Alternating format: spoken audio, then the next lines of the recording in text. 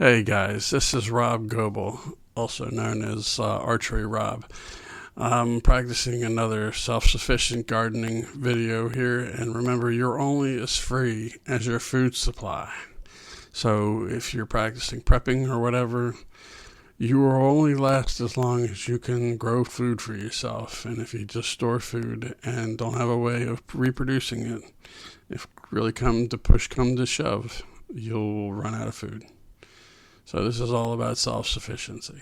So on to the video. Okay, so today we are going to be testing the AT Ferrell Clipper 2B grain cleaner sitting there in the background there, you see. And I have no idea how to run this thing yet. I don't know how to adjust it. I'm going to go over it real quick. Just a second before we run it, so you know what it's supposed to do, and then we'll see what it actually does.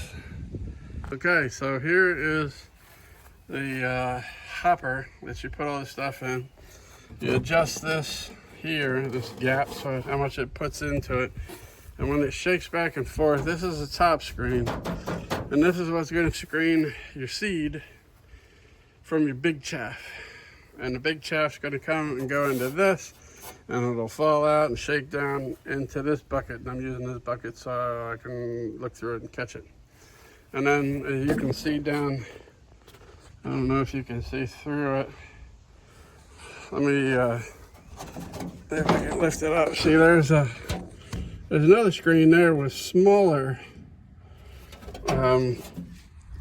gaps on it, which the rye won't go through, or at least most of it won't, that I think. The other screens are extremely smaller compared to that, so I think they're going to be too small. And then the seed will get sifted through, and the seed will go into this slot. Let me see if I'm not getting this right on my phone now. It goes into this slot here, right here, and it slides off this board into this crack into the chimney. And so as we come around here, this is the chimney, or the back of the chimney, the exhaust of it. This is the chimney duct right here, and it goes down, it circles into that blower.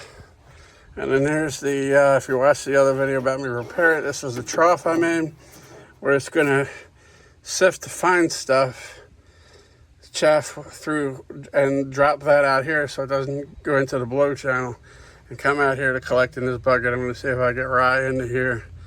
And then you adjust these to cut how much airflow it gets. I'm going to try the least amount of airflow, see how much dirt I get into it first. I'm going to put this here, and then I guess I'm going to have to put a little tarp, a pull tarp here or something to see what I'm going to catch if I'm blowing seed out, which I don't think it should, but you never know. So we're going to have to give it a run. There's something else I should have covered. This thing is so old that there's an oil spot here. Where else were the other ones? There's one there. There's one there. There's one right there on the top where it goes through and oils that piece of metal on that wood. There's another one right there, the other side of the blower. And there's the motor is so old, it's oiled also. Got little oil fittings right there. So it all needs to be oiled up. This old stuff doesn't have lubricated Zerk fittings or anything. So all right, well, it appeared to be working fairly well. It was going through there. There was some rye. You can see there's some rye seeds right there. There's some rye seeds that fell into the bucket. There's a couple right there. There's a couple right there. So that screen on the bottom might need to be, that screen right there might need to be tougher. There was rye seeds skating right across it and going down.